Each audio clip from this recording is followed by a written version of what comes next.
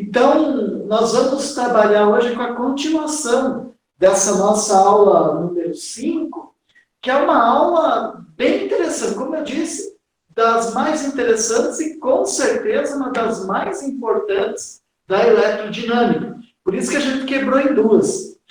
É muito importante essa aula aqui. Então, a aula passada, nós vimos um pouquinho da questão dos resistores, olhamos a primeira lei de Ohm numa revisãozinha, olhamos a segunda lei de Ohm com bastante detalhe, olhamos a questão da associação de resistores em série em paralelo e olhamos quando é que o resistor é ôhmico.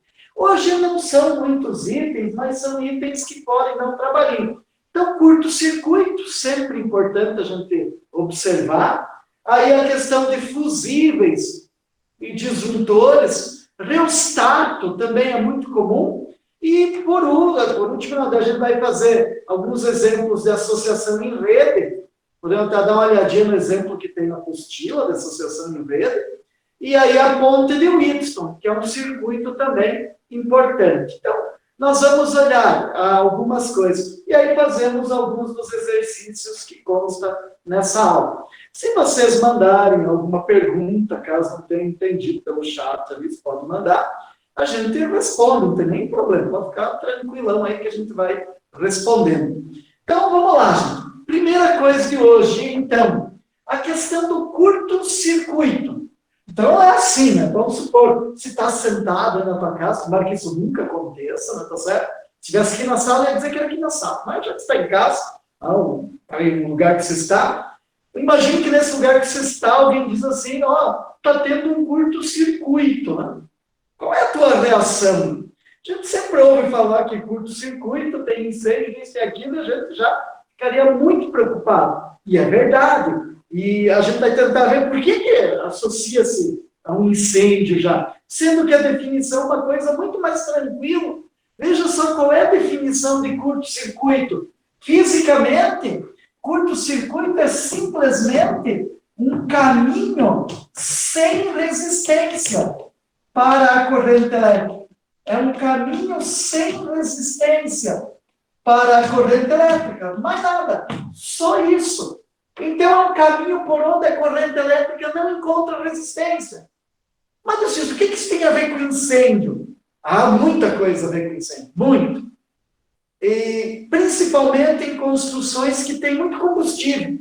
Construções de madeira. Você sabe que entre o forro de uma casa, de uma fábrica, e o telhado sempre tem muito pó. Esse pó é combustível. E você sabe que quando a corrente é muito pequenininha, a potência pode ser dada quando a resistência é muito pequenininha, a potência é dada por U ao quadrado sobre R. Se esse R diminui muito, a potência aumenta muito. Então, se ela aumenta muito, dissipa muita energia. O fio se aquece tanto que ele chega a fundir. E quando ele vai fundir, que ele vai arrebentar, que assim, o que acontece? Duas partes vão se separar. Nesse momento em que elas se separam, salta uma faísca. Essa faísca no meio de um combustível, pó muito seco, madeira muito seca, papel muito seco, pode dar origem a uma combustão. Então, não é bem o curto-circuito em si. É nesse momento dessa ruptura que salta uma faísca. Essa faísca, se você não acredita que ela sai, né? Você pode não acreditar, mas ela sai. Vá lá na chave de luz depois, vai lá na chave de luz, e vai forçando a tecla bem devagarinho, até a hora que ela vai desfazer a tecla da chave de luz. Tá? Quando ela desfaz o contato, você vai notar que faz um barulhinho, e se você olhar, dá para ver através da tecla um monte de faísca. Né? Desligue logo ou ligue logo, não deixe nesse ponto por muito tempo, porque isso, além de ser uma situação ruim, que está soltando faísca, você tem, às vezes, ali uma corrente produzida, tá certo? Que não é bom para os aparelhos que você está ligando. Tá? Dá uma... Só para você olhar, né? Se não fizer, você pode acreditar. Rompeu aqui, solta uma faísca, mas no momento que está rompendo. Então, vamos ver como é que esse curto-circuito afeta o nosso estudo. Então, primeiramente, você sabe da aula passada que aqui tem uma associação em série de resistores. Isso. Aqui tem uma associação em série de resistores. Mas se eu chegar aqui e fizer isso, olha só, ligar desse ponto aqui até esse ponto aqui, assim, eu fiz um curto-circuito. Esse fio aqui, sem resistência nenhuma, é o curto-circuito. Esse é o curto-circuito. Vamos ver como é que esse curto-circuito se comporta. Olha só, tem um gerador aqui, polo positivo e polo negativo do gerador. Então, a gente diz que a corrente aqui tem esse sentido. Essa corrente se move para cá, se move aqui assim, vem para cá, e quando chega aqui nesse nó, e também é bom você lembrar aquilo que a gente falou, aqueles tubos, né? Cheio de bolinha, para uma bolinha dar um passo, todas deram um passo à frente, mas quando a corrente chega aqui, imaginando que ela vai assim, uma carga se move, quando ela chegasse aqui, ela teria dois caminhos. Por esse caminho tem resistência, por esse caminho chega no mesmo lugar aqui, mas sem resistência. Tem uma frase de Einstein que é importante a gente lembrar. Einstein dizia bem assim: no universo impera a lei da preguiça cósmica. Então, olha só que tem um caminho com resistência, outro sem resistência, a corrente vai escolher o caminho sem resistência. É por aqui que ela vai chegar nesse ponto e daqui vai procurar o polo negativo do gerador. Esse é o trajeto que a corrente vai fazer. Ela vai, então, acabar desviando desse resistor R2, que é o que a gente viu na aula passada. Se você lembrar, porque esse curto-circuito ficou em paralelo com esse R2. Então, na aula passada, você deve lembrar que a gente disse assim, na associação em paralelo, o resistor de menor resistência é percorrido pela maior corrente. Aqui não é, esse fio aqui, não é só o resistor de menor resistência. Ele é o resistor de resistência zero, não tem resistência aqui. Por isso que toda a corrente passa por ele. Se aqui fossem três lâmpadas, quando você fez esse curto-circuito, a R1 e a R3 ficam brilhando e a R2 apaga. Colocou em curto-circuito aqui, vai apagar essa lâmpada R2. Então, esse nosso circuito, assim como ele está, ele se resumiria ao resistor R1 e ao resistor R3. É como se não tivesse nada entre eles. Em termos de circuito elétrico, não tem. Ligou a tensão 1 apenas no resistor R1 e R3. Esse é o circuitinho que a gente tem. Então, o R1 e o R3 em série. Muito bem. Então, trocou isso aqui. Para calcular o resistor equivalente, tira. Esse resistor que está em curto-circuito pode ser tirado do circuito. Tira ele daí. Ele não tem significado nenhum aqui. Está em curto-circuito. Agora, veja só. Como é que eu faço para reduzir um circuito? Como lá naqueles dois últimos vai ser importante esse método. Aqui nem tanto. Porque a gente viu o caminho da corrente, pronto, sem nenhum problema. Mas veja só, vamos pensar assim uma técnica para você reduzir nós de um circuito. Diminuir, torná-lo mais simples. Qual é essa técnica? Você imagina que as letras que estão nos extremos podem se mover. Eu sei que letra não se move, tá? Mas imagine que elas podem se mover. Você imagina que elas podem caminhar.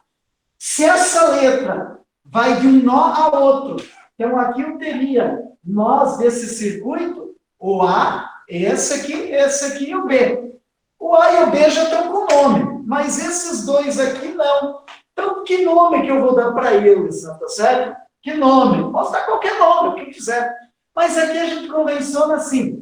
É como se a letra A e a letra B pudessem se mover para chegar nesses nós aqui.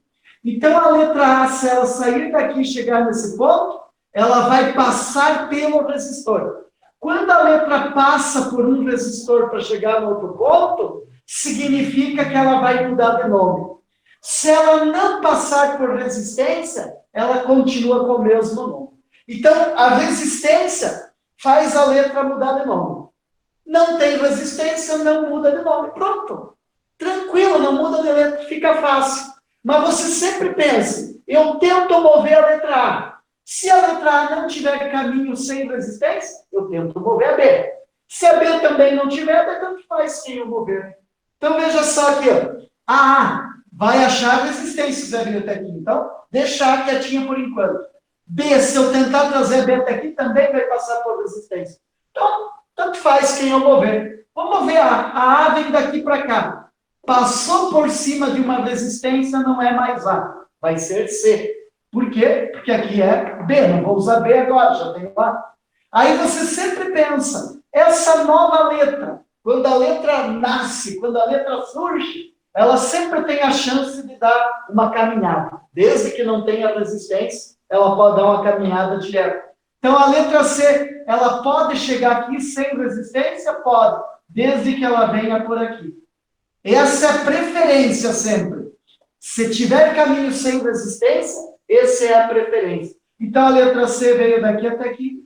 Olha o que aconteceu com o R2, ficou entre os mesmos dois pontos. Por isso que ele não faz parte do circuito. O circuito tem só esses três pontinhos, A, C e B. Eu não tenho como pôr um resistor aqui, tá certo? É só um ponto, é o mesmo ponto. Então, eu reduzi o número de nós.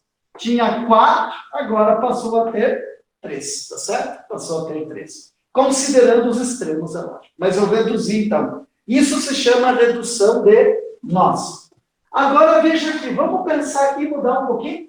Você olha para isso aqui e diz que os 3 resistores estão em série. Se diz isso. Mas vamos fazer uma coisa aqui bem legal. Eu vou pegar esse resistor aqui, R1, e vou ligá-lo até aqui, certo? E esse aqui, entre o R1 e o R2, vou ligar até aqui. Aí você está pensando, será que eles ainda estão em série? E olha aqui que quando fizemos isso, nós produzimos 2 curtos-circuitos, mas incluímos 4 nós aqui. Então, um curto-circuito, outro curto-circuito. Produzimos isso. Que caminho a corrente vai usar aqui? Veja que aqui é difícil entender qual é o caminho. Porque o gerador vai fornecer essa corrente. Olha só que vai produzi-la. Chega aqui, tem um caminho sem resistência. Você diz, sou adepto de Einstein. Então, vai pelo caminho sem resistência. Bem, mas daí aqui acha resistência. Então, como na eletricidade não é uma carga que vem aqui, todas têm que ser movidas. Então, como é que vai acontecer de mover aqui? Então, por que não veio por esse? Então, a gente tem alguns detalhes aqui para entender. Por isso que agora a redução de nós é importante, para a gente ver o que vai acontecer aqui. Então, vamos pensar na redução de nós. Eu tenho que chegar nesse ponto aqui. Bom, não vou querer trazer a letra B, passando por tudo isso e chegar aqui. Vou tentar a letra A, porque olha só, a letra A para vir daqui até aqui não encontra resistência. Então, aqui continua sendo o ponto A. Aí, se tiver caminho sem resistência, para essa letra A ir para outro nó, é esse caminho que você escolhe. Olha aqui, a letra A pode vir daqui, aqui e chegar aqui. Então, aqui ainda é letra A. Né? Agora, a letra A não tem mais caminho sem resistência. Qualquer caminho que a letra A tente passar, não vai dar, porque ela vai encontrar resistência. Vamos tentar B. Se não tiver nenhum caminho para B, eu posso fazer A, pular por cima da resistência e mudar de nome. A letra B pode vir daqui até aqui, que ainda é B. Mas olha que daí a letra B tem esse caminho, vem até aqui. Então, aqui é B. Fechou? Todo mundo já tem nome. Então, esse circuito aqui só tem 2 nós. Quem são eles? A e B. Quais são os resistores que estão entre A e B? Aí você vai olhar aqui, ó. A e B, ó. Nos extremos de R1 é o ponto A e é o ponto B. Então, o R1 é um deles.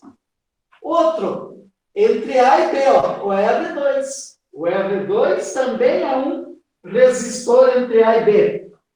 E, além disso, Entre A e B aqui de novo, está o R3. O R3 também é um resistor que está entre A e B. Então, ficou assim. Esse é o circuito que a gente tem. Veja, muito diferente.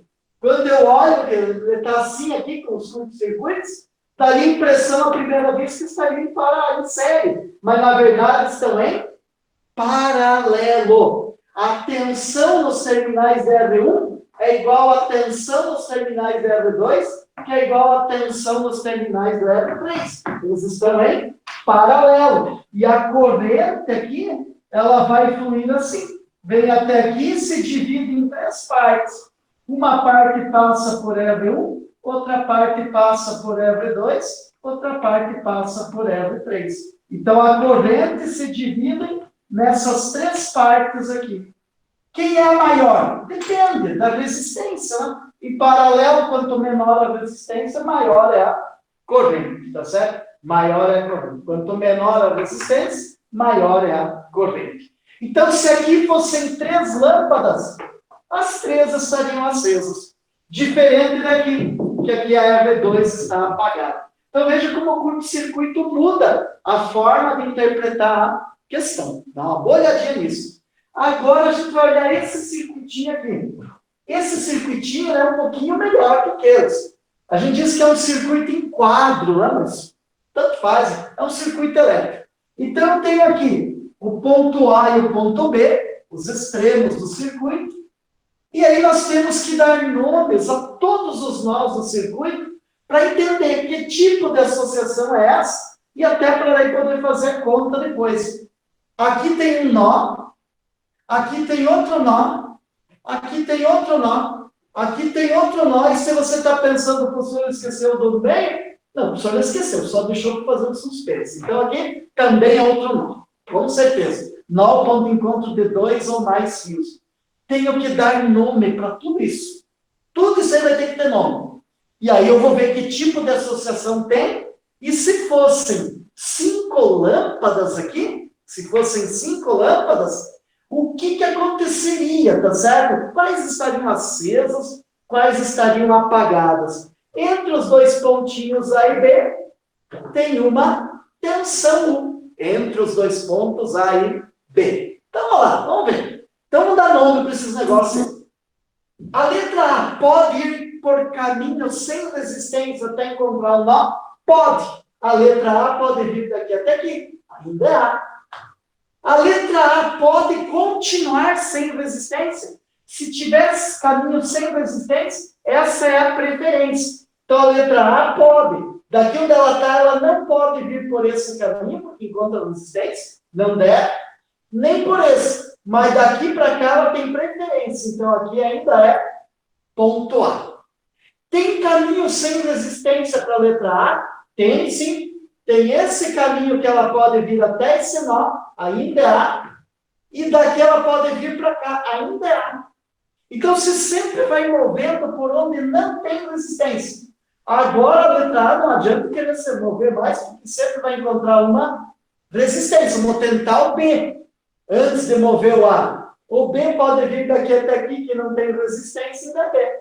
Pronto. Todos os nós do circuito já têm nome. E qual é o nome? A e B. Então, vamos pôr aqui. Somente esses 2 pontinhos. O ponto A e o ponto B. Quem que está entre A e B? Vamos olhar aqui. A e B. Olha só. A e B. R3. Então, o R3 é um resistor que está entre A e B. O R3 está entre A e B.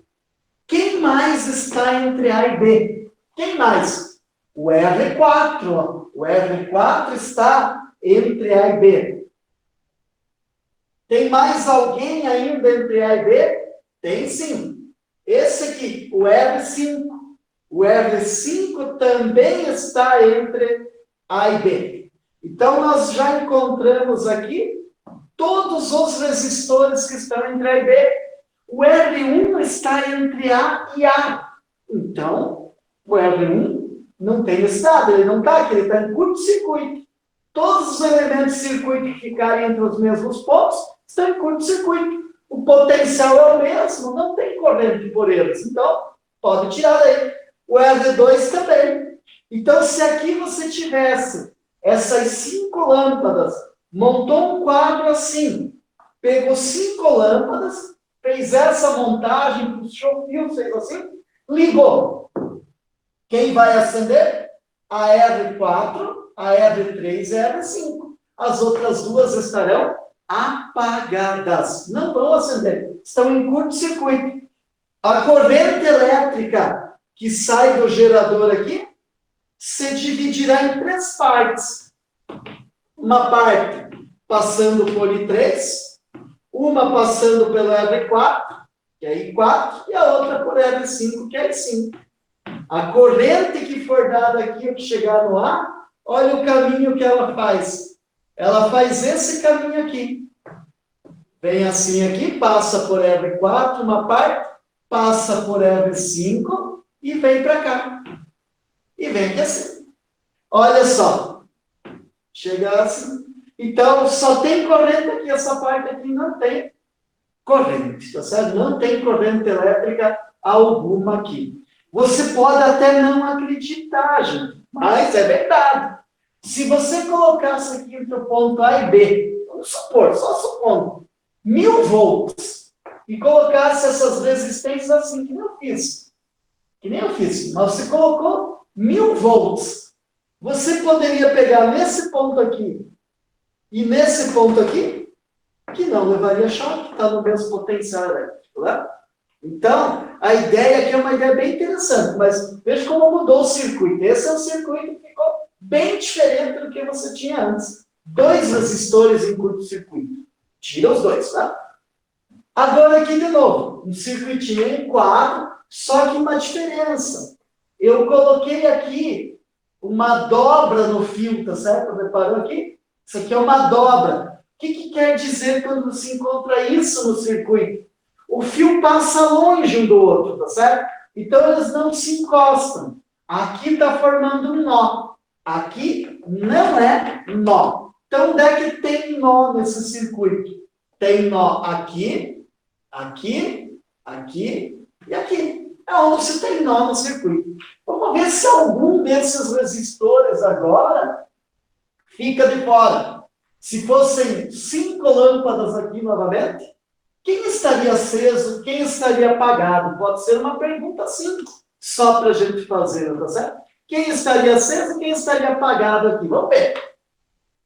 Dá nomes para esses pontos, vamos lá. A letra A pode vir daqui para cá, ainda é A. Mas olha o que já aconteceu com a letra A. Já está trancada aqui, não tem problema aí. Se vir para cá, passa por resistência. Se vir para cá, passa por resistência. Se vir para cá, passa por resistência. Então, deixa A quieta onde ela está.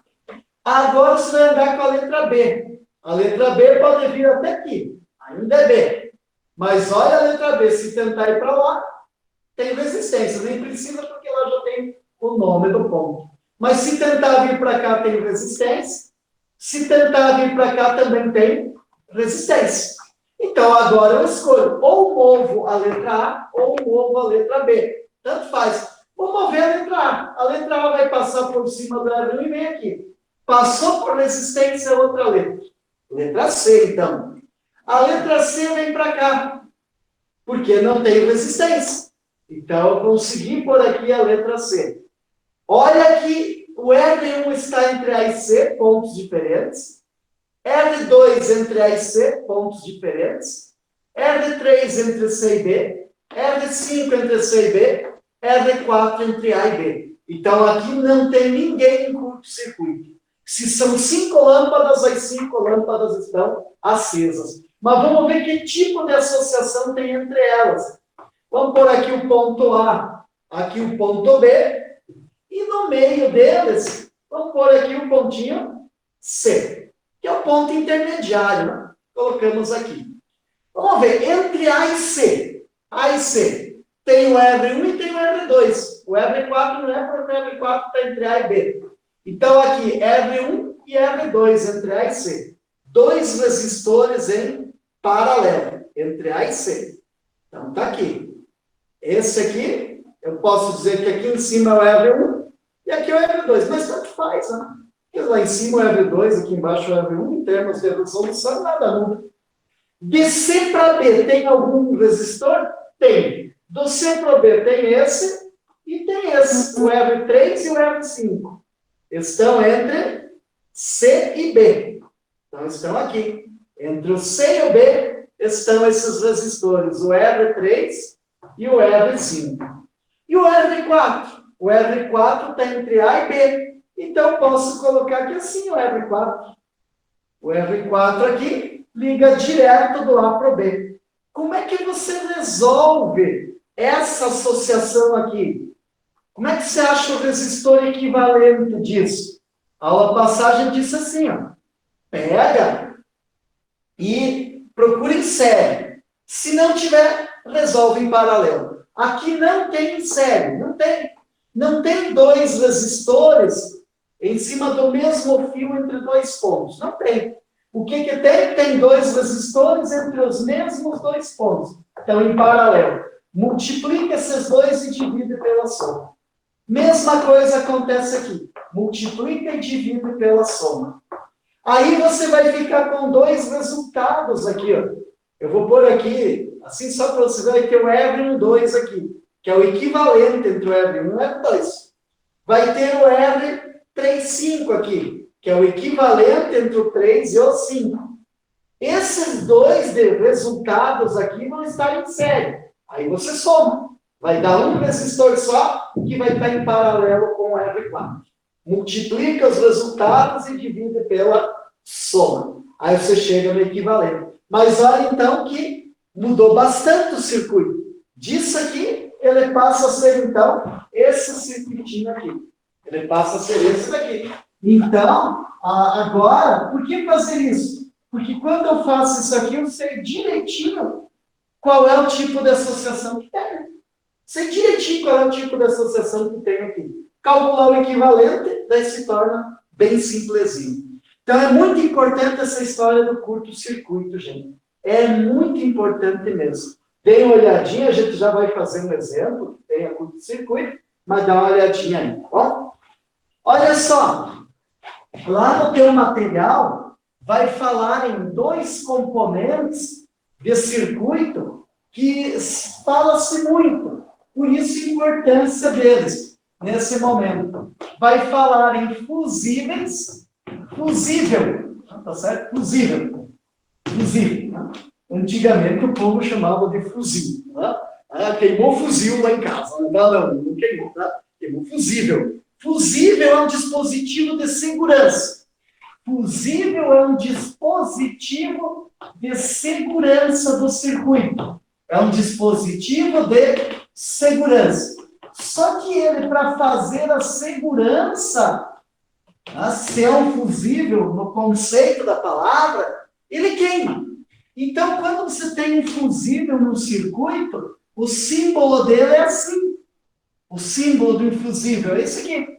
E vem com uma corrente indicada aqui. O valor da corrente indicada nele é a corrente máxima que ele suporta. Então, se você tem lá no circuitinho esse símbolo aqui, junto com ele 5 amperes, quer dizer que esse aqui é um fusível que suporta no máximo 5 amperes. Mas pode suportar, pode passar por ele menos.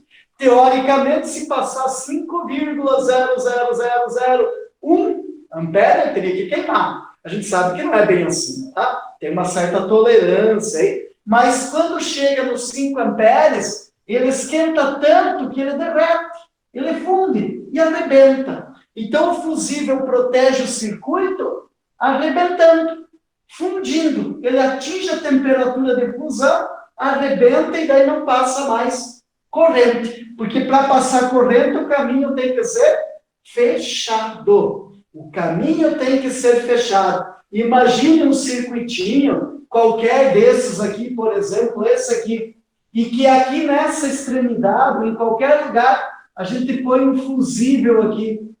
Colocamos um fusível 5 amperes. Então, enquanto a corrente for menor do que 5, está tudo funcionando. Chegou em 5, está no perigo. Passou de 5, fusível arrebenta. Se o fusível arrebenta, a corrente cai para zero.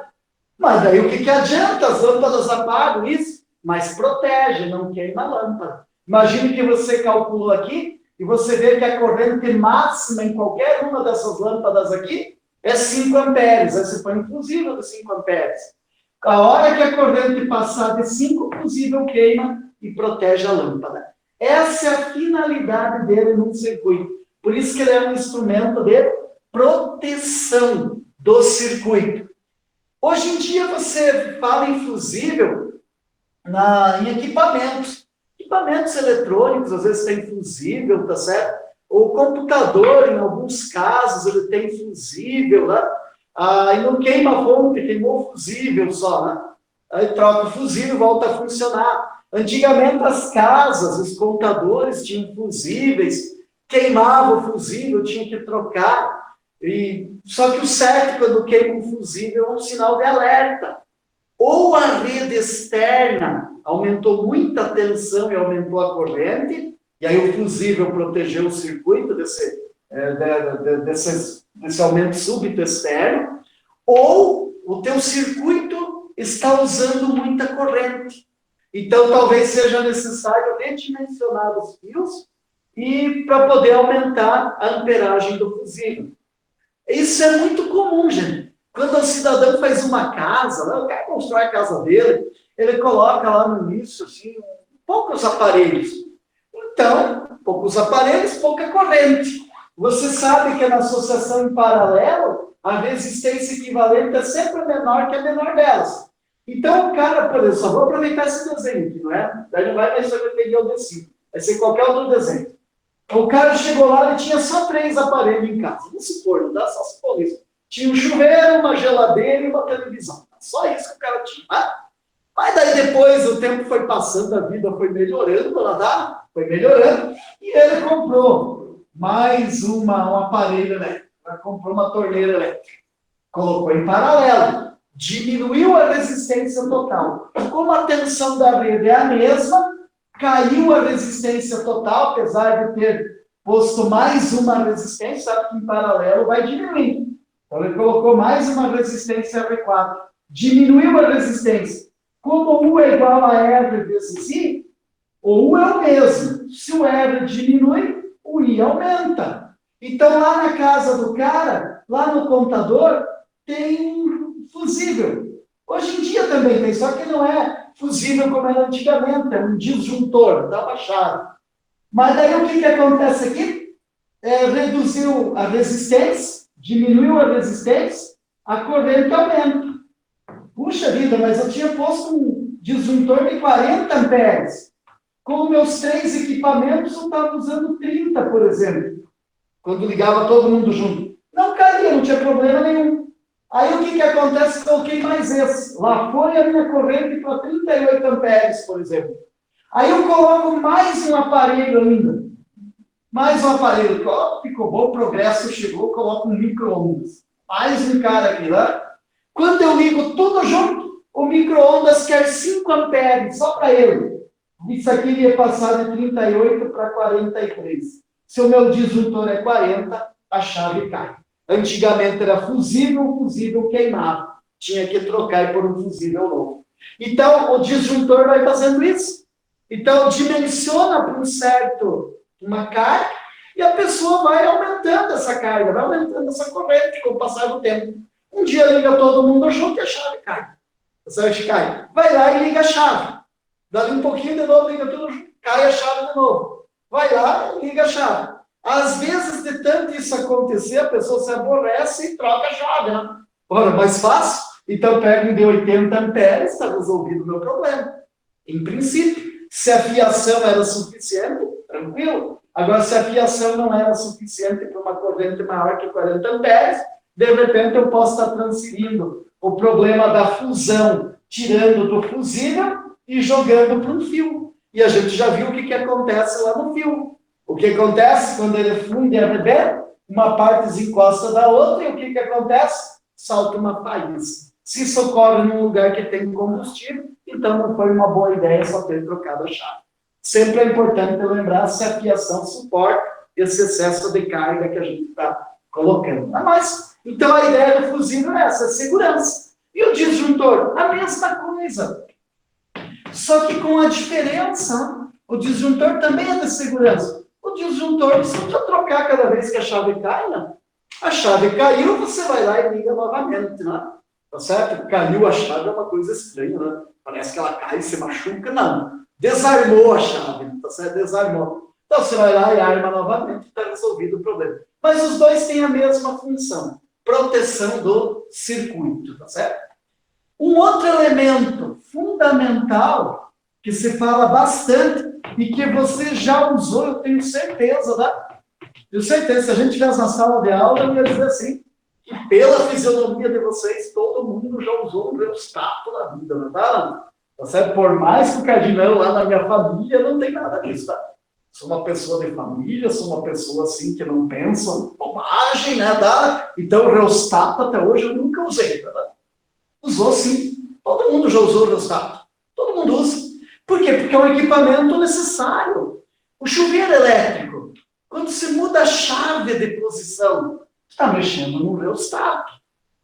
Quando você pega um liquidificador e vai aumentando ou diminuindo a velocidade dele, aquilo ali é um rheostato. Na verdade, às vezes a gente chama de potenciômetro, né? Porque vai mudando a potência. Mas, na verdade, para mudar a potência, você sabe que se os equipamentos estão em paralelo, potência é 1 quadrado sobre R. Como a tensão você não pode mudar, como é que você muda a potência? Mexendo na resistência. É só isso que você pode fazer. Então, você mexe diminui a resistência, aumenta a potência. Diminui a resistência do liquidificador, lá vai girar mais rápido com mais força. É só isso que você faz. E no chuveiro, esquentou mais a água, porque você diminuiu a resistência.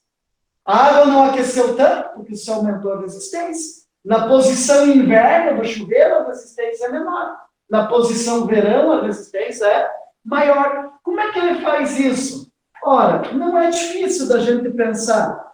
Aqui você teria um fio do circuito vindo, aqui você teria uma resistência. Uma resistência, vamos dizer, com um certo valor no total. E aqui daí continua o teu circuito. Como é que a gente representa um rheostato?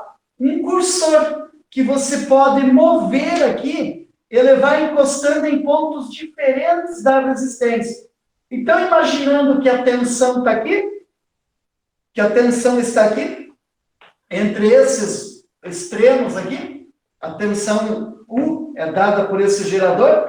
Quando o cursor está aqui, o que acontece? A corrente percorre isso aqui. A corrente percorre isso aqui. Para onde é que ela vai? Vai para o polo negativo. Ela não vem para cá. Não, a corrente vem aqui e fica esperando aqui para dar um pulo. Não, só se for uma tensão muito grande. Mas a corrente vai fazer esse caminho aqui. Ela vai procurar o polo negativo. Lá vem ela para cá, tá certo? Até que chega aqui. Então, ela passou por todo esse trecho aqui que tinha resistência. Então, um valor grande da resistência. Aí você vai movendo esse cursor vai se movendo. Olha a hora que ele chegar aqui, a corrente vem por aqui, diminuiu a resistência. Diminuiu o comprimento, a resistência diminuiu, pela segunda lei de Ohm. Diminuiu a resistência, a corrente está aumentando. Se você tinha uma lâmpada aqui, o cursor se moveu para cá, a lâmpada brilhou mais. Por quê? Porque você está diminuindo a resistência. Quando esse cursor viesse aqui assim, olha só, a corrente vem por esse caminho agora.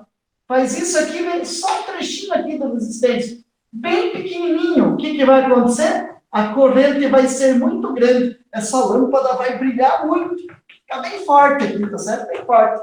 Move o cursor para cá, para a esquerda, vai aumentar a resistência. A lâmpada vai ficar mais fraca. Move o cursor para a direita, a resistência por onde a corrente vai passar diminui. A lâmpada fica mais forte. Se fosse dentro da água essa resistência, para aquecer a água, à medida que você puxa o cursor para a direita, a resistência vai diminuindo. A água esquenta mais, a potência aumenta. À medida que você puxasse para a esquerda, a resistência ia aumentando, a água esquenta menos. É assim que funciona. normalmente o potenciômetro é um rheostato de cursor. A gente chama assim, um cursor que vai se movendo. Lá no chuveiro, quando ele tem aquela chave fixa, posição lá, verão, inverno e água fria, tem duas posições, então só para resistência. O que acontece? Você tem lá, então, na posição verão, uma resistência grande. Na posição inverno, uma resistência pequena. E hoje em dia tem aqueles chuveiros, né, que vocês também devem ter, né, e que você vai regulando, tem uma haste, você regula ponto a ponto, né, não é fixo. Saiu do inverno, tem que ir para o verão. Ou para água fria, só tem essas três possibilidades. Lá você pode ir girando e vai regulando a resistência como você quer. Então, é uma resistência variável. Rheostato, então, é uma resistência variável. Para que ele serve normalmente? Para regular a intensidade de corrente por um circuito. Como é que ele faz isso? Aumentando ou diminuindo a resistência. Depende para onde o cursor se move, você vai aumentar ou vai diminuir a resistência. Agora a gente vai pensar aqui numa situação que é a colocação de um circuito em rede. Circuito em rede. Um circuito em rede, para ser resolvido, ele demanda um certo trabalho. Como é que é um circuitinho em rede? É assim, você tem aqui, por exemplo, um resistor que a gente vai pôr valor e vai fazer, tá certo? Para a gente ver como é que chega no resistor equivalente. Então, aqui, você tem aqui um resistor, aqui tem outro, aqui tem outro. Vamos pensar que é assim, tá? Vários resistores, tá certo? Vários resistores. Então, aqui, aqui, aqui. Esse é um circuito em rede. Ele pode ter curto-circuito ou não. Vamos deixar sem curto-circuito para a gente poder encontrar valores. Você que o R1 é 3 ohms, R2, aqui, vamos pôr aqui R3, vamos pôr aqui R4, R5, R6, R7, R8 e aqui embaixo R9. R9 vamos dizer que é 5 ohms. Aí o R6, vamos dizer que seja 3 ohms, R7, 5 ohms, R8, 2 ohms.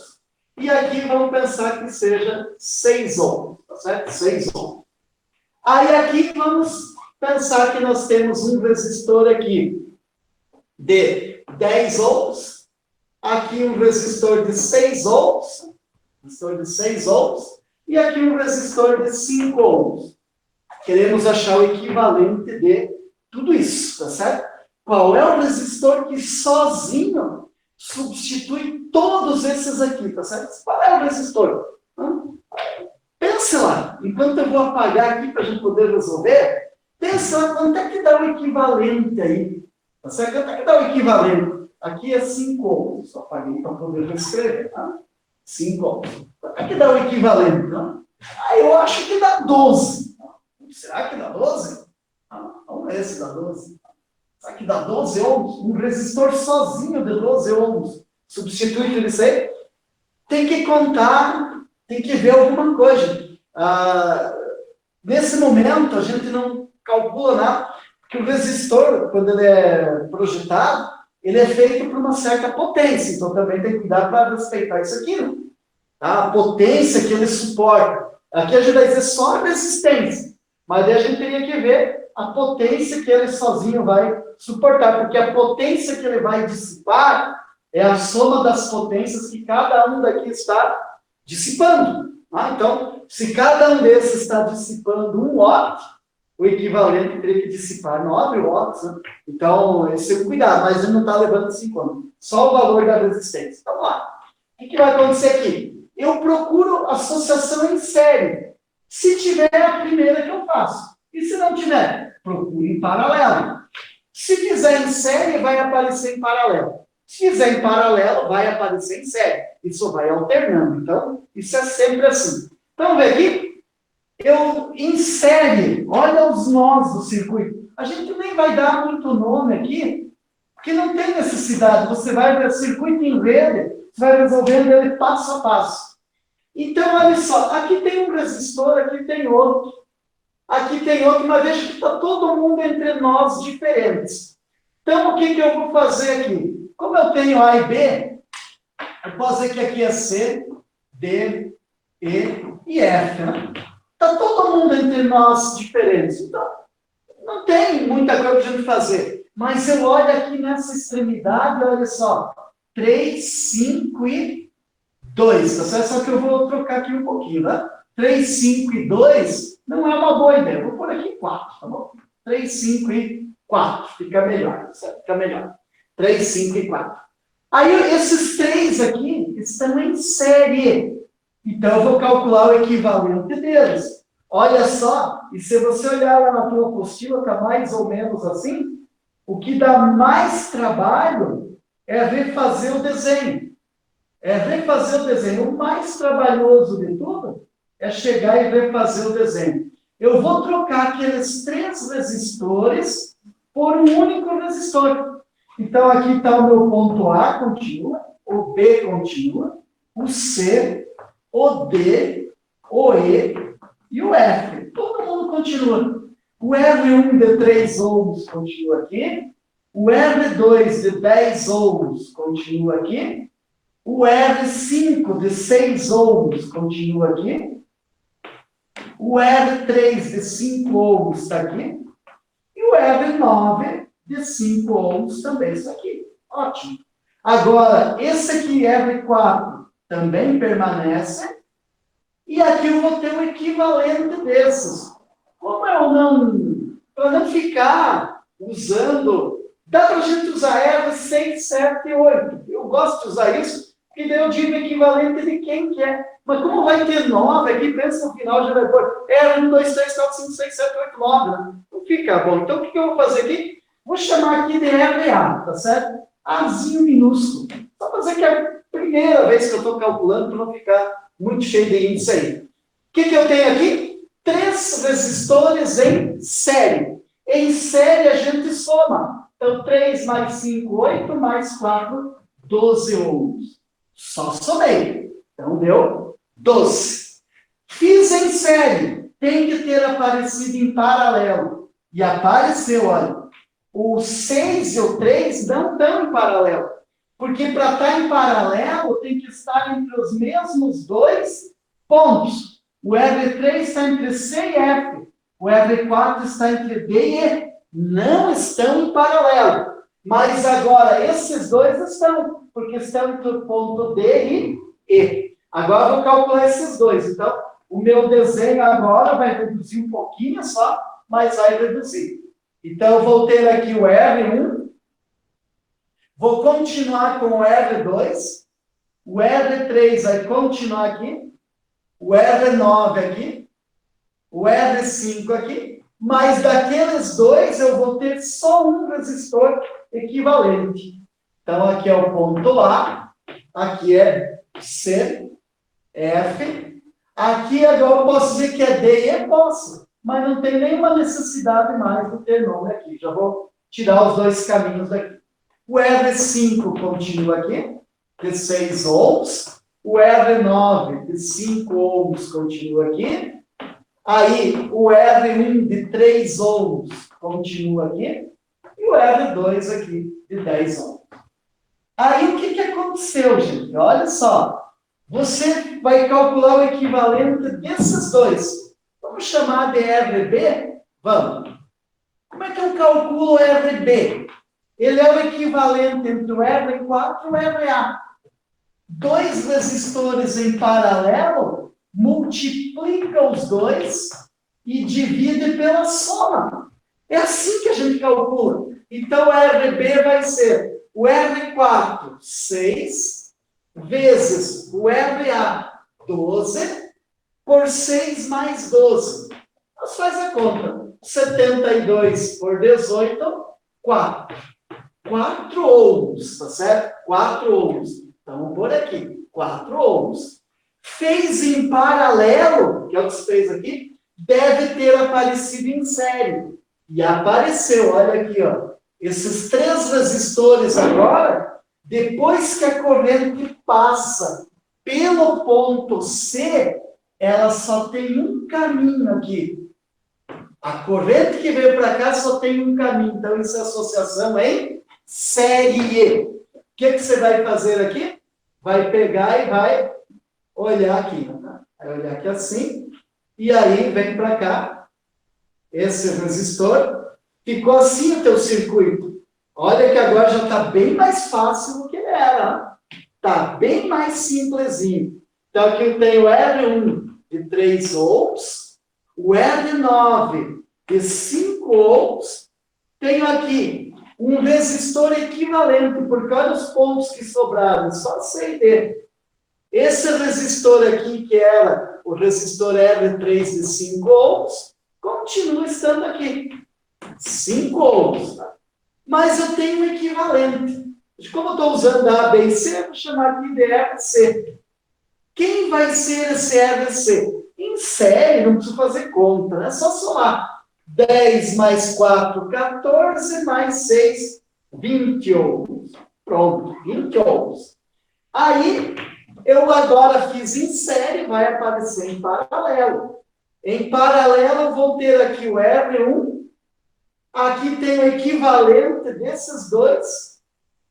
Aqui, né? Então, tem aqui o R1 de 3 ohms, o R9 de 5 ohms, e tenho aqui RD minúsculo, tá certo? E olha que eu até posso pôr os pontos C e D aqui novamente, mas não tem necessidade, porque agora a corrente que vem do A vai passar por esse único caminho aqui. Só tem esse caminho para ir para o B. Então, aqui vão ficar os 3 em série. Mas para chegar nos 3 em série, tem que resolver esses dois em paralelo. Então, o RD vai ser assim, né? O RD multiplica os dois, R3 vezes RC, e divido pela soma, R3 mais RC. Então, esse RD vai ser R3. Eu sei que é 5 vezes 20 dividido por 5 mais 20. 5 vezes 20, 100. 5 mais 20, 25. 100 por 25, 4 ohms. Então, RD, 4 ohms. Para chegar no resistor equivalente, entre A e B, soma, porque eles estão em série. 3 mais 4, 7, mais 5, 12 ohms. Então, dá uma olhadinha, que é uma coisa bem simples, mas dá uma trabalheira e é mais difícil desenhar do que fazer. Poderia chegar aqui e ter, por exemplo, um curto-circuito aqui, né? Poderia, não tem nenhum problema. O que significaria isso aqui? Se essa letra D passasse para cá, tem que mudar de nome. Aqui eu já chamei de E, aqui F também, já chamaria aqui de G. Mas veja só, esse E, pensando que aqui já tinha o E, esse E pode até lá. Então, veja que esses dois resistores estariam entre E e E. Tira esses dois aqui, tá certo? Posso tirar esses dois aqui. Acabou ficando esse e esse em paralelo inicialmente, tá? Calcula o teu equivalente dos dois, daí passa a ser igual ao que a gente fez. Então, nenhum problema tem se tiver um curto-circuitinho. As letras que ficaram nos extremos dele é a mesma. Quem tiver entre essas letras está em curto-circuito. Então, dá uma boa observar isso aqui. É bem importante. Circuito em rede dá trabalho, mas é muito importante. Já? Muito bem.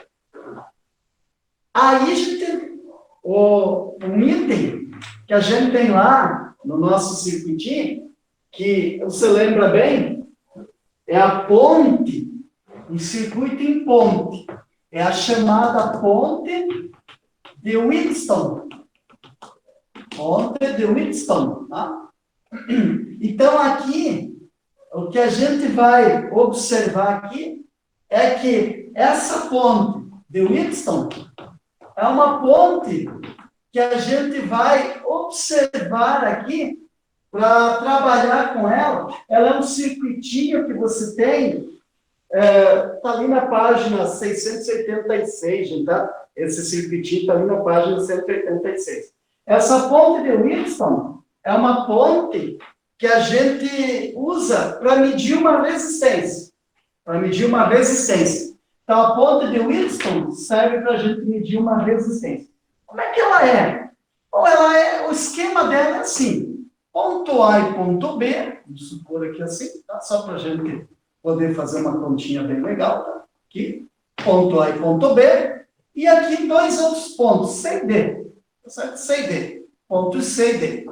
E aí eu tenho 4 resistores aqui, um R1, aqui, aqui um R, posso chamar de 2 ou de 3, tanto faz, tá certo? Tá? Posso chamar aqui de R3. Aqui o R2, tá certo? E daí não tem jeito. O último sobrou o R4. Mas esse R4, eu vou fazer assim, ó. O que é isso aqui? Você já lembrou. É um reostato. Esse R4 é um reostato. Por isso você tem que falar do reostato antes, tá? Antes de vir para o circuito da ponte de Wheatstone. R1, R3, R2 e o R4. São esses aqui os resistores que a gente tem. E você vai ligar isso aqui numa fonte de tensão U. Fonte de tensão U. E aí, onde é que está a ponte aí? A ponte está aqui, gente.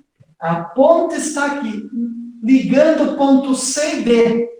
Claro que a gente diz o seguinte, ó, entre o ponto C e D, você coloca um galvanômetro. Galvanômetro pode ser substituído esse termo por miliamperímetro ou milivoltímetro. É um galvanômetro. Ele mede intensidades de corrente muito pequenininho. Ou poderia pensar que aqui tem uma lâmpada qualquer. Mas o galvanômetro, esse cara está marcando uma corrente. Tem uma corrente aqui chamada I do galvanômetro. Você vai regulando esse R4 aqui, vai mudando o cursor de um ponto para o outro, até que aconteça o quê? Até que o I do galvanômetro seja 0. Quando o I do galvanômetro é 0, a ponte está em equilíbrio. A ponte está em equilíbrio. Se o I do galvanômetro não é 0, a ponte não está em equilíbrio. A ponte está desequilibrada. Mas se o I do galvanômetro é 0, facilita a vida de todo mundo. Se o I do galvanômetro é 0, a ponte está em equilíbrio. E aí vamos ver o que acontece com a corrente. A corrente, imaginando assim, todo mundo sabe que não é assim, tem que imaginar tubo cheio de bolinha aqui, uma dá um passo, todo mundo tem que dar um passo para poder dar um passo. Então vai pular uma para cá. Então você tem aqui I que vai chegando aqui, se divide. Uma parte vem por aqui, outra parte vem para cá. Essa que vem por aqui é I1. Essa que vem por aqui é I2. Aí não tem corrente no galvanômetro. Não tem. Então essa I1, ela vem para cá. Claro que aqui ela seria chamada de I3, mas é a mesma I1. Porque essa I1 veio para cá, não tem corrente no galvanômetro, então lá também é I1. A mesma coisa acontece com a I2. Ela vem para cá, mas não passa nada pelo galvanômetro. Então, a I2 vem por aqui. Faz esse trajeto aqui, né? A I2. É I4, mas a gente pode já dizer que é I2. Chegam as duas aqui, se juntam novamente e passam pelo polo negativo do gerador. Esse é o caminho, né? Agora, vamos pensar numa coisa, gente. Vamos pensar que assim...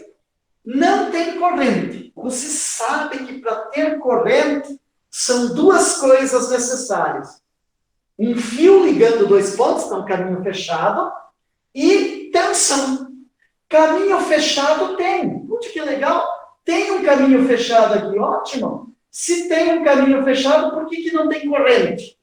Porque não tem tensão. É por isso. Tem um fio ligando aqui. Mas se tem um fio ligando, por que não tem corrente? Porque para ter corrente precisa duas coisas. Fio ligando dois pontos, caminho fechado, e diferença de potencial. Se não tem isso, é porque o potencial em C e D é o mesmo. Ou seja, na condição de equilíbrio da ponte, a ponte em equilíbrio, acontece assim. O I do galvanômetro é 0. Mas isso tem uma consequência. O CD é igual a zero. Não tem tensão entre os pontos C e D. Isso tem uma implicação enorme, gente. Tem várias implicações aqui. Vamos partir de uma delas. O CD, você sabe que é VC menos VB. Lá da eletrostática. Então, você sabe que VC é igual a VD. Você sabe que é isso, né? Tá certo? Você sabe que é isso aqui. Então, já sabemos que os potenciais desses dois pontos precisam ser iguais. Então, não tem tensão, somente quando os potenciais forem iguais. Agora, se você pensar numa coisa, que potencial em A é igual a potencial em A, isso é uma verdade, como VC e VD são iguais, se você fizer isso aqui, VA menos VC vai ser igual a VA menos VD. Pensa só, VC é VD. Então, se o VC é 100 volts, o VD também é. Se o VA é 150 volts, está igual. 150 menos 100 dá 50. 150 menos 100 também dá 50. Saiu de um potencial aqui, 100 volts, por exemplo. Chegou aqui em 40, aqui também é 40, senão teria corrente. 100 menos 40 dá 60. Essa é a tensão entre A e C. 100 menos 40 dá 60, é a mesma coisa. Então, o AC é igual a um AD. Tem que ser igual à queda de tensão nesses dois resistores. E aí, se você pensar que no ponto B a tensão é 10 volts, por exemplo, o potencial é 10 volts, 40 menos 10, 30, 40 menos 10, 30. O que mais que acontece? O CB tem que ser igual ao DB. Tem que ser igual. Para que a ponte fique em equilíbrio, a tensão aqui tem que ser igual à tensão aqui. E a tensão entre C e B tem que ser igual à tensão entre D e B. Tem que ser igual. Mas isso, então, agora, você vai pegar e vai olhar assim. Puxa, tem isso aqui? Tem. Eu posso fazer assim, né? Construir um sisteminha de equações? Claro que pode. Então, você pode dizer um sisteminha assim, olha que legal. UAC igual a UAD. Ótimo. O CB é igual a UDB. Olha que bacana. Tranquilo meu sisteminha, bem tranquilo. Mas aí você que é bem esperto, lembra da primeira lei de Ohm. UAC. Quem é UAC? Resistência entre A e C, que é a V1, vezes a corrente, que é I1. Primeira lei de Ohm. U igual a RI. Do outro lado, o AD. Esse cara aqui, ó. AD. R2 vezes I2. R2 vezes I2. E aí aqui, o CB. R3 vezes I3. O DB. R4 vezes I4. Ficou assim o teu sistema. Puxa, posso isolar uma e substituir na outra? Pode, mas isso é um desperdício. Por quê? Você sabe que I2 é igual a I1. Você sabe disso. Que I2, na verdade, é o próprio I2. Mas olha só, quando você faz R3 e 3, o I3 é o I1. Isso é verdade. O I3 é igual ao I1. E R4 e 4, o I4 é igual ao I2. O I4 é igual ao I2, o I3 é o I1, o I4 é o I2. Quando você tem um sistema assim, você pode isolar numa, substituir na outra, tanto faz, vai dar tudo ao mesmo, tá certo? Se eu quiser isolar o I1 aqui, pego aqui e substituo para cá. Vou conseguir simplificar todo mundo. Mas também eu posso fazer uma continha assim, dividindo membro a membro. É uma técnica que a gente usa quando quer juntar duas equações. Ao invés de eu isolar numa e substituir na outra, vou dividir os dois, né? Esse por esse e esse por esse. Então, ficou assim, dividindo membro a membro. É uma técnica que dá para você usar quando tem muita coisa repetida, que você vai poder acabar fazendo uma simplificação, tá certo? E cortei com agora. E 2, cortei com I2. O que me sobrou? Sobrou isso daqui. R1 sobre R3 é igual a R2 sobre R4. Se você fizer a famosa multiplicação cruzada aqui, R1 vezes R4 igual a R2 vezes R3. Ou seja, se a ponte está em equilíbrio, o produto das resistências opostas é o mesmo. Isso é uma coisa fundamental, gente. Se a ponte está em equilíbrio, o produto das resistências opostas é o mesmo. E aí isso tem uma consequência que é bom você saber, porque vai mencionar que é a chamada ponte de fio. A ponte de fio é uma ponte de Whitson, só que o pessoal faz um trabalho um pouquinho mais eficiente. Pega uma resistência aqui, um fio bem grande, grande assim, porque a gente está olhando aqui, né? Assim, um fio aqui. Aí põe uma resistência aqui e outra aqui. Faz isso, né? Liga aqui embaixo na tensão. E põe um cursor aqui dentro com o galvanômetro. Isso a gente chama de ponte de fio. Por que isso? Porque eu só preciso de 2 resistências. Lá eu precisava 4, e só 2. Esse fio aqui, daqui até aqui, tem um comprimento que eu posso chamar de L3. E aqui um comprimento que eu posso chamar de L4. Mas é o mesmo fio aqui. Mesma seção transversal, mesmo material. Se o I do galvanômetro é 0, aí você já sabe, né? Você já sabe. R1 vezes, aqui tem uma resistência, esse fio, R4. Igual a R2 vezes, você sabe que tem uma resistência, R3. Produto das resistências opostas, isso mesmo. Aí você usa a segunda lei de Ohm para o R4. Lembra da segunda lei? É rola, né, tá? Isso aqui, né, tá?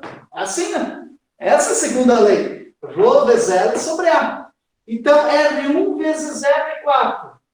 Rho é um material que está aqui, é o fio, vezes L4, que está aqui, dividido pela área da seção transversal, é o mesmo fio, então chama só de A. R2 vezes R3. Rho é o mesmo fio, então o mesmo Rho, L3 sobre A. Rho com Rho simplifica, área com área simplifica. E quando você tem, então, uma ponte de fio, o produto é esse aqui. R1 vezes L4, R2 vezes L3. Então, você não precisa saber as resistências. Basta você ter essa medida. Põe esse cursor aqui, um fio e uma reguinha. Sempre vai saber L3 e L4. Na ponte em equilíbrio, isso aqui tem que ser verdade. Então, se você souber a R1, calcula o valor da R2. Aqui, para saber R1, R2 e R3 para poder calcular R4, ou R1, R4 e R3 para achar R2. Precisa 3 para conhecer uma. Que precisa uma para conhecer a outra, desde que possa medir as distâncias. Pergunta-se, antes de fazer o exemplinho ali de ponta de Whitson. Olha só, perguntas. Você vai fazer o teu vestibular em algum lugar e o pessoal te põe numa sala lá e diz assim, a tensão aqui é de 1 milhão de volts. Então o pessoal foi lá e pegou direto lá, não sei de onde, está 1 milhão de volts. 1 milhão de volts. E isso aí aguenta qualquer carga, tá certo? É uma fiação forte, não dá? 1 milhão de volts. Aí você vai fazer o teu vestibular. O que você vai fazer? Você vai pegar e vai ter que segurar em 2 pontos. Claro, né? Está feito o resultado na hora, não dá? Se o cara pegar em ponto errado, 1 milhão de volts, você vai fazer vestibular. Então tem que acertar. É o único problema que o cara tem que acertar. Aonde é que você seguraria em 2 pontos aqui ao mesmo tempo, entre A, B, C e D, 2 pontos, para não levar choque? Será que você viria aqui, né? Vou pegar entre o A e o C. Entre o A e o D. D e B. C e B. C e D. Onde é que você pegaria isso? Aqui, você só não leva choque, supondo que está tudo funcionando, tá? E você está isolado do chão. Isso é óbvio. Tá certo? Isso é óbvio. Se você segurar aqui e aqui, você não vai levar choque.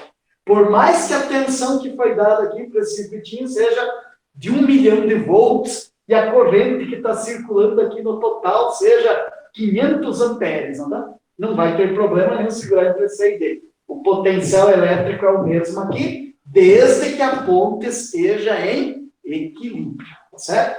Isso significa que você pode arrancar esse cara daqui.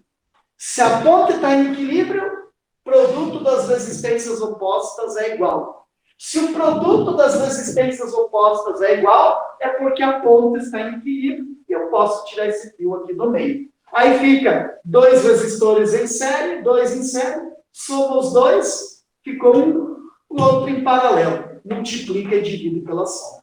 Já, gente? Então é bem simplesinho trabalhar, mas é importante. Então, dá um monte de continha, mas é bem legal isso. Agora, veja só ali o exemplinho que a gente vai fazer, um exemplinho. Esse exemplinho ele é assim, ó. O exemplinho ele é assim.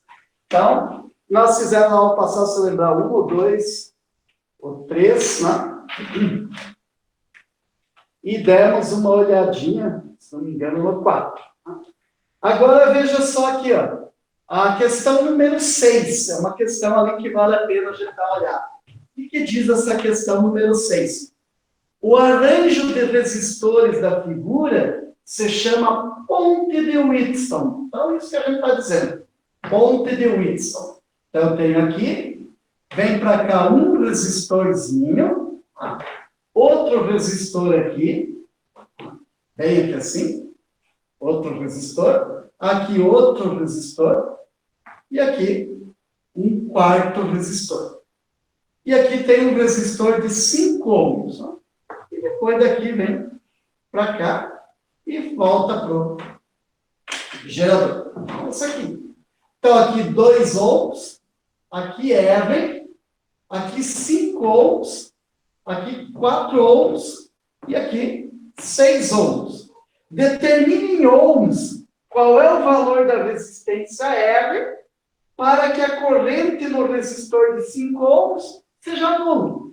Olha só, se aqui você pensar que é ponto A e B, aqui é C e D, esses 5 ohms é a ponte. Se a corrente por aqui é 0, significa que a ponte está em equilíbrio.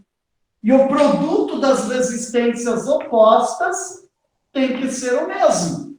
Só significa isso. Então, quando eu armar essa continha, R vezes 4. Igual a 2 vezes 6. 4R é igual a 12. Então, o R vai ser igual a 3 ohms. 3 ohms. Então, gente, vocês vejam aí, tá? É uma resolução bem simples, mas essa aula, como eu disse, era uma das mais importantes que a gente tinha. E veja quanta coisa a gente teve que olhar aqui. É muito importante que você pegue o apostila, dê uma estudada aí para valer, tá certo? Dê uma estudada boa, né? Na verdade, eu escrevi lá no início que era unidade 5, mas não é, é aula 6. É aula 6, não é aula 5.